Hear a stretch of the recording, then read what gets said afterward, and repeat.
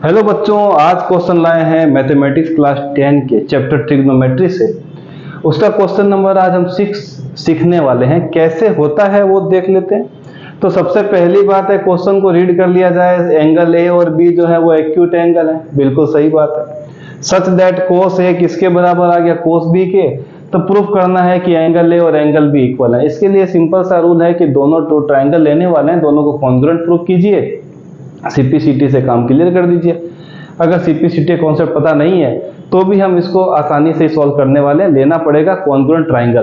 तो चलिए पहला ट्राइंगल बना लेते हैं फटाक से। ये लीजिए एक ट्राइंगल बना, ये पहला ट्राइंगल पहले वाले एंगल के लिए, और दूसरा वाला ट्राइंगल दूसरे वाले एंगल के लिए। चलिए ठीक है। अब हमें एंगल ए लेना है, तो एक एंगल ये लिया, यहां पर ले लेता हूं बी। इसको नाम देता हूं मैं सी डी, इसको नाम देता हूं ई और एफ, क्योंकि बी मत दीजिएगा, बी ऑलरेडी एक्यूट एंगल दूसरे ट्राइंगल में हमने दे रखा है। यहां बना दीजिए 90 डिग्री, यहां भी 90, और यहां एक्यूट एंगल, यहां पर एक्यूट एंगल। अब कहानी आती है कि हमें दिया है गिवन, यहां लिख देते हैं, लेट कंसीडर टू ट्राइंगल्स, एक है A C D and triangle B E F, such that कि कोस ए और कोस बी इसमें क्या हो जाएगा बच्चों, इक्वल हो जाएगा। तो ये तो दिया हुआ है, कोस ए कोस बी को इक्वल करना हो तो कोस ए होता है एडजेसेंट हाइपोटेनियस। एडजेसेंट हमें दिया है एसी, बहुत ही अच्छा। और हाइपोटेनियस दिया है हमें डी ए, तो मैं डी ए लिख देता हूं, ये भी चलो क्लियर है। यहां कोस बी में आते हैं तो एडजेसेंट है बीई, और हाइपोटेनियस जो है वो फिर से वही एफ बी। चलिए ठीक है। यहां होने के बाद हम क्या करने वाले हैं कि हम यहां पर थोड़ा सा इसको करेक्ट कर लेते हैं, इसको रीअरेंज करते हैं। रीअरेंज कैसे करेंगे, बी यहां फेंक देंगे और डी इधर ट्रांसफर कर देंगे, तो एसी के नीचे आएगा हमारे पास बीई, और डी ए चला जाएगा एफ बी के ऊपर। और हम बोल देंगे कि ये जो रेशियो निकला है वो के है, इसको हम लेट कर देते हैं। माना कि ये क्या है, के है, से मतलब कह दिया कि ये पूरा रेशियो जो है के इक्वल आ गया।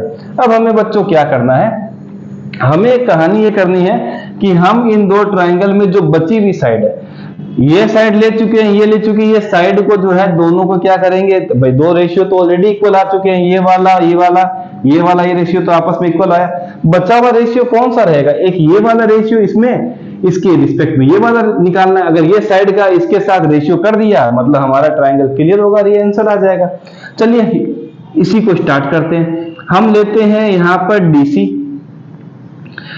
In triangle ACD, in triangle DCA लिख दो, इन ट्राइंगल डीसीए लेने के बाद क्या होगा बच्चों, जो डीसी लिखा हुआ है उसको मैं यहां पर एक ट्राइंगल में बना देता हूं। वो ट्राइंगल क्यों बनेगा, क्योंकि हम ले रहे हैं Pythagoras theorem. Using Pythagoras theorem. चलिए अप्लाई कर देते हैं। डीसी को हमने स्क्वायर रूट, जो डीसी को इक्वल किया है किसके, स्क्वायर रूट में, क्योंकि इसका स्क्वायर आता है। हमें क्या करना है, डीसी, तो ये रहा हाइपोटेनियस, इसका लिख देते हैं स्क्वायर, यहां लिख देता हूं मैं डी ए का स्क्वायर, माइनस बचा क्या रहा, एसी का स्क्वायर। ये चलिए ठीक है। और दूसरा वाला था in triangle F E B, यहां पर हम क्या लेंगे, ये वाली साइड बची हुई है, एफ ई बची हुई है, एफ ई लिख दीजिए।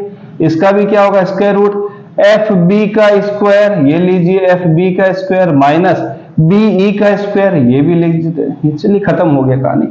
अब यहां पर हम आते हैं बच्चों, यहां पर जब आए तो देखते हैं तो डीए जो है रेशियो में किसके साथ, एफ बी में, तो एफ बी को इधर ट्रांसफर करेंगे तो डीए की वैल्यू क्या आ जाएगी, के एफ बी।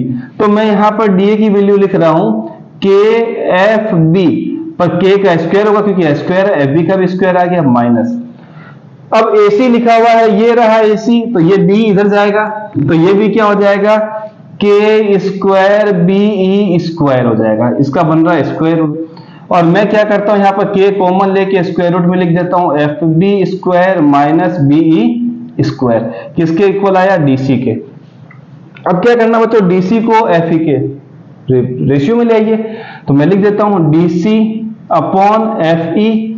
ये क्या आएगा बच्चों, के आ चुका है, ऊपर स्क्वायर रूट में क्या चल रहा है, एफ बी का स्क्वायर, ये लीजिए, माइनस BE का स्क्वायर, ये लीजिए, अपॉन में क्या आएगा, FB का स्क्वायर, ये लीजिए, माइनस BE का क्या आ जाएगा, स्क्वायर, स्क्वायर रूट के अंदर, ये पूरा का पूरा कैंसिल, तो किसके बराबर बचेगा बच्चों, K के।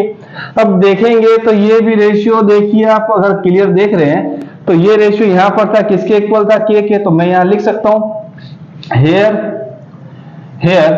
AC upon BE is equal to DA upon FB is equal to K है, तो K की वैल्यू किसके बराबर आ गई, DC अपॉन FE के। तो ये चीज हमने तीन साइडों को क्या प्रूव कर दिया, इक्वल प्रूव कर दिया। अब हम कहां लिखें इसको, अब हम लिख देते हैं बच्चों यहां पर, अब हम यहां पर लिख देते हैं। जैसे ही हमने तीन चीज को इक्वल किया तो मैं लिखूंगा कि जो ट्राइंगल था कौन सा, ट्राइंगल है DCA किसके कॉन्ग्रुएंट हो जाएगा बच्चों, FEB के, ट्राइंगल FEB के।